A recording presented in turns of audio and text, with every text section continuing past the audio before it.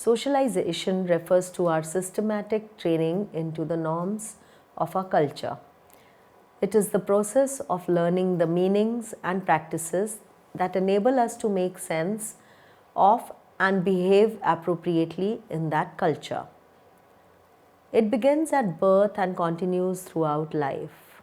Indeed, the forces of socialization are gathering throughout life. They are gathering even before birth, when our families begin to project their hopes, dreams, and expectations onto our lives. Considering this, socialization becomes more than just being social with groups.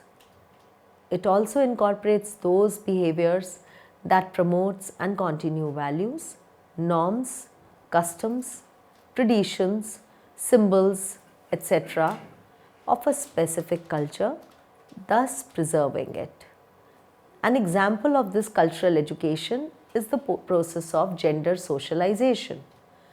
The ecological context of individual interactions and experiences determines the degree to which individuals can develop their abilities and realize their potentials. There are 4 basic structures in which relationships and interactions take place to form patterns that affect human development: the exosystem and the macrosystem. Ecological systems affecting socialization. First is microsystem, which refers to the activities and relationships with significant others experienced by a developing person in a particular small setting such as family, peer group, or community. Family. Family is the setting that provides nurturance, affection, and a variety of opportunities.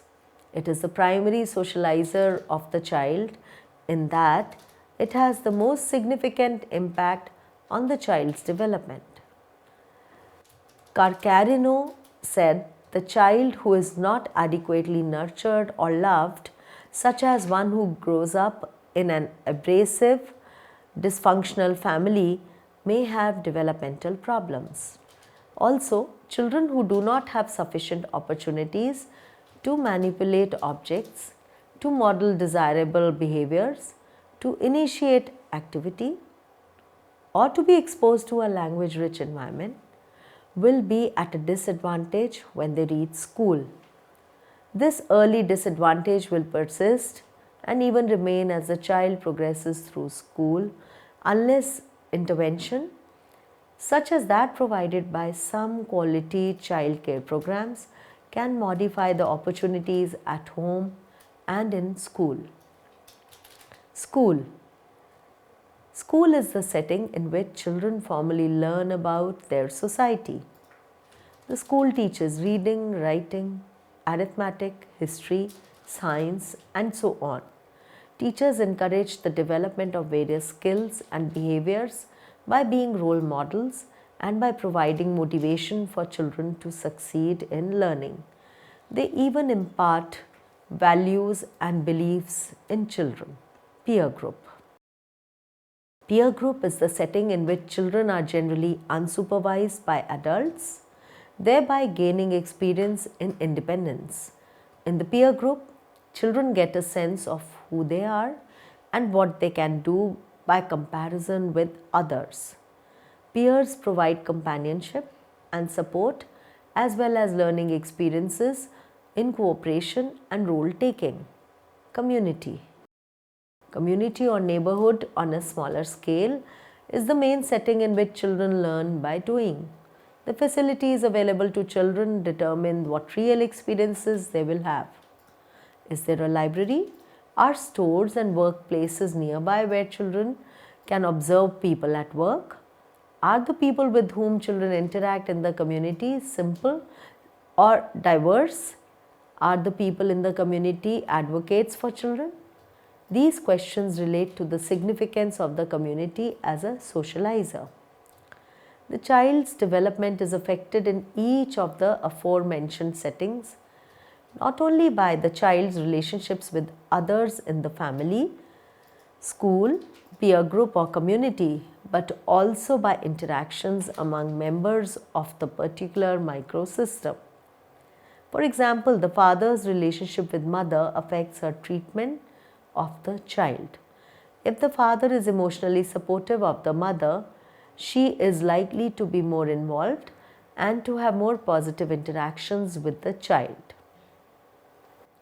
Another example is a child's classroom performance varies as a function of whether or not the teacher has taught the child's older sibling and how well that sibling performed. A teacher who has taught a high achieving older sibling tends to have high expectations from younger siblings. The younger sibling in turn is more likely to perform as expected. Mesosystem. The second basic structure, the mesosystem, where meso means intermediate, consists of linkages and interrelationships between two or more of a developing person's microsystems, such as the family and the school, or the family and the peer group. The concept of linkages was introduced by Marconi, inventor of the wireless telegraph and winner of the 1909 Nobel Prize in Physics. He posited the principle of 6 degrees of separation, meaning it would take no more than 6 connections to link any two people in the world. Marconi was referring to telegraph stations, but today social scientists apply the idea of personal linkages. By having subjects send letters to people they knew in the United States, Milgram found that 2 random people were connected by an average chain of 6 acquaintances. The impact of mesosystems on the child depends on the number and quality of interrelationships. Bronfenbrenner uses the example of the child who goes to school at 1 on the first day. This means that there is only one single linkage between home and school, that is the child. Where there is little linkage between home and school in terms of allos, experiences, objects and behavioral style, there also tends to be little academic achievement for the child. In contrast, where all these links are strong, there is likely to be academic competence. To illustrate many studies, it has been found that a consistent relationship exists between the joint effects of family and school over time and academic performance. When the style of family interaction was similar to the schools in that both settings encouraged child participation, academic performance was enhanced. This, the more numerous the qualitative links or interrelationships between the child's microsystems, the more impact they have on socialization. Mesosystems then provide support for activities going on in microsystems. For example, when parents invite a child's friend to their home, or when parents encourage their child to join a certain club team or youth group, the socialization impact of the peers is enhanced through parental approval. Another example of mesosystem impact occurs when business in the community form partnerships to support schools, sponsor local events, or give rewards. The exosystem is the third level of Bronfenbrenner's ecological systems theory. The exosystem contains the settings or events that the child does not actively participate in, but that have a profound effect on the child's development nonetheless.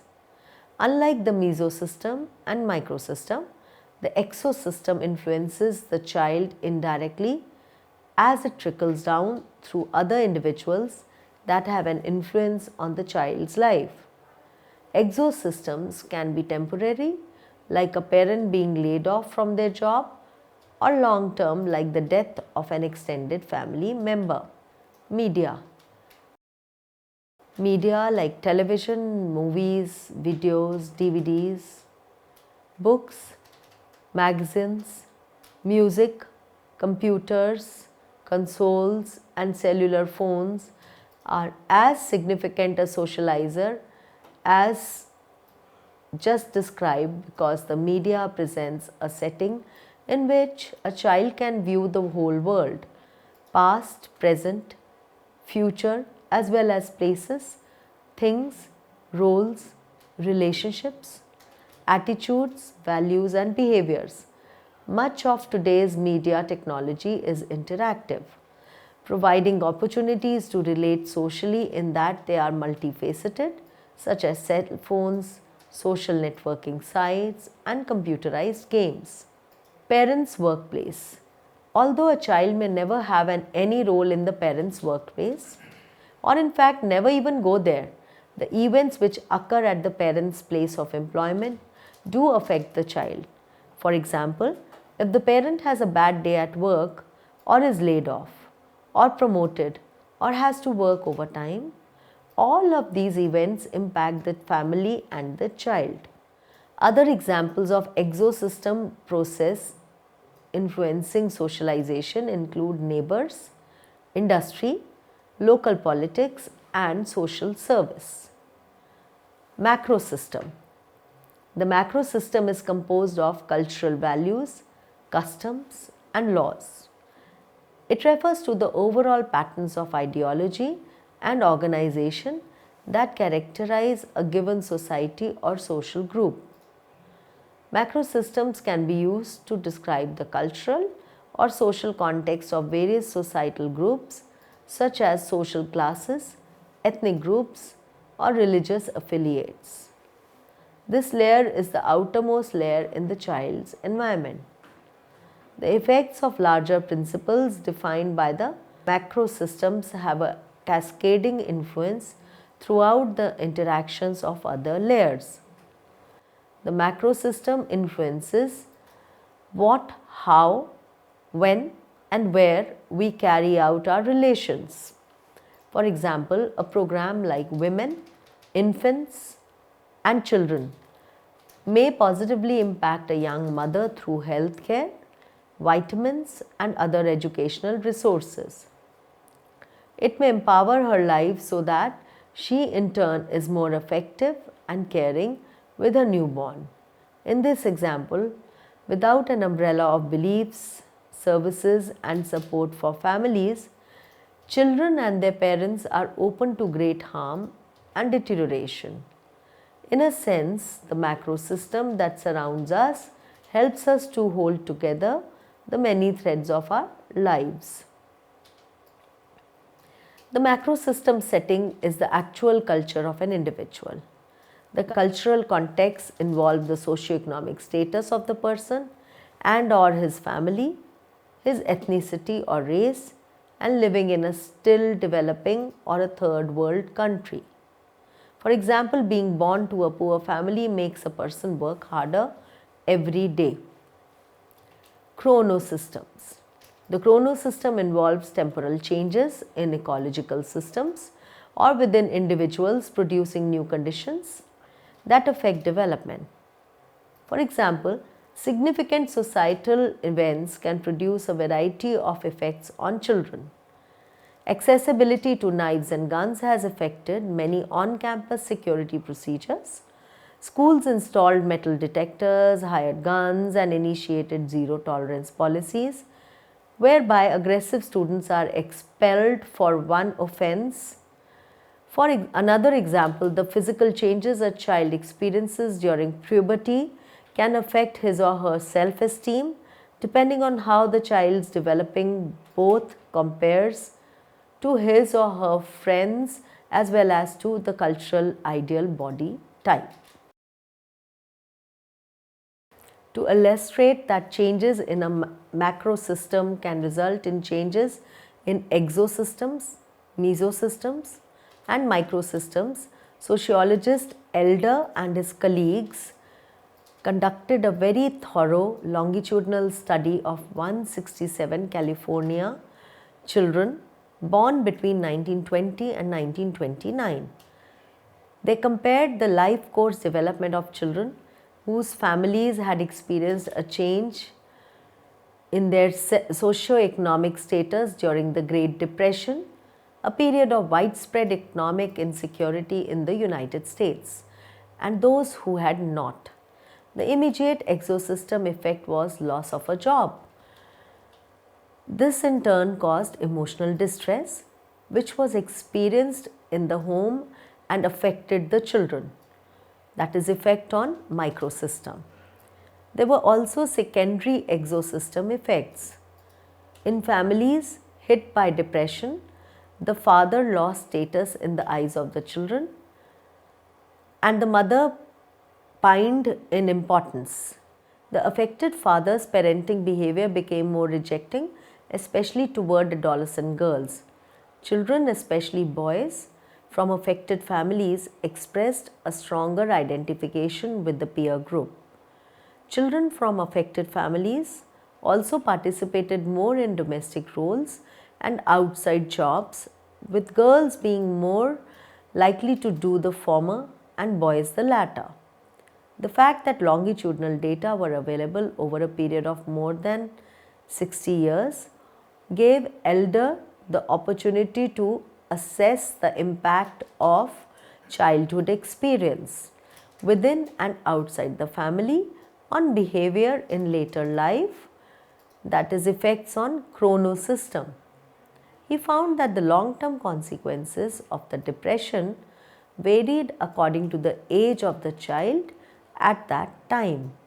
Children who were pre-adolescents, when their families suffered economic loss, did less well in school, showed less stable and less successful work histories, and exhibited more emotional and social difficulties even in adulthood than did those of the same socioeconomic status from families who did not suffer economically.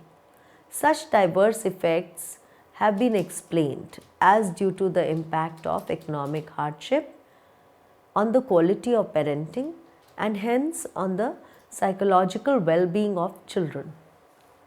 In contrast, those who were teenagers when the depression hit their families did better in school, were more likely to go to college, had happier marriages, exhibited more successful work career, and in general were more satisfied with life than youngsters of the socioeconomic status who were not affected by the depression. Thus, favorable outcomes were more pronounced for teenagers from middle socioeconomic status backgrounds, but were also evident among their lower status counterparts. Interestingly, adults whose families escaped economic ruin turned out to be less successful, both educationally and vocationally, than those whose families were deprived. Thus, a major consequence of the depression was that economic loss changed the relation of children to the family and the adult world by involving them in work that was necessary for the welfare of others. This early involvement contributed to deprived children's socialization for adulthood. Elder hypothesized that the loss of economic security forced the family to mobilize its human resources. Everyone had to take on new responsibilities. In sum, elder study shows how ecological change over time can have varying impacts on a child's socialization depending on other variables such as the age and gender of the child, the existing family relationships, and the socioeconomic status of the family before the change, thereby illustrating the multiplicity of variables interacting to affect socialization. Socialization must pass on the cultural heritage to the next generation while also enabling that generation to become competent adults in society. Thus, every socialization agent engages in preparing children for both stability and change. Training for stability, which is implemented by passing on the cultural heritage, and the status quo to children involves making their behavior somewhat predictable and conforming. But paradoxically, preparation for change, enabling children to become competent for a future society, is very likely involves disrupting some stable patterns and encouraging new ways of thinking and behaving.